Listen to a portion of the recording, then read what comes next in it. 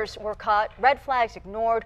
The Border Patrol's own union rep says that about the agency's training standards. The standards that Team 10 investigator Mitch Blocker has been reporting were lowered to allow as many agents as possible in. Mitch. Yeah, news sources reconfirm much of what Team 10 has been reporting for weeks, that our country's largest police force did whatever it took to recruit as many agents as possible. Yes, the standards were cut. The classroom time was cut. And we brought these up to the leadership of the Border Patrol, and they were wholeheartedly ignored. Sean Moran is the vice president of the National Border Patrol Union. He is the latest source to tell Team 10 about the realities of recruiting and training those who guard our borders. They put people out in the field that did not have background checks done. You do not teach them our methods and techniques and then put them out in the field with a badge and gun if you don't know everything about them.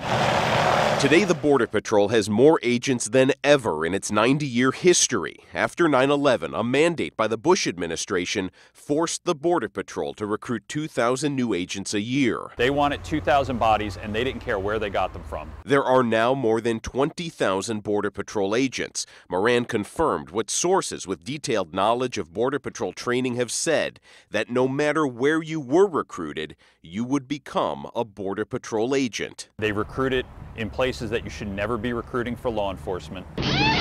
Team 10 found one of those places was at NASCAR events. The Border Patrol spent $8.4 million sponsoring this car, getting it detailed and staffing recruiting booths. Those recruited here were sent to the training academy in Artesia, New Mexico. At one point it was called "No Trainee Was Left Behind." Moran did say the vast majority of Border Patrol agents do their job well and with integrity, but admits there have been more cases of corruption and allegations of excessive force by agents since the training and background standards dropped.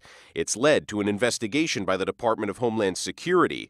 It's something we asked DHS Secretary Janet Napolitano about during her recent visit to San Diego. And our department has hired a third party to come in and evaluate our use of force policies in the Border Patrol and to make sure that our training and supervision are second to none. This is something the Border Patrol Union has been calling for 8 years. You reap what you sow, and the Border Patrol is now doing that.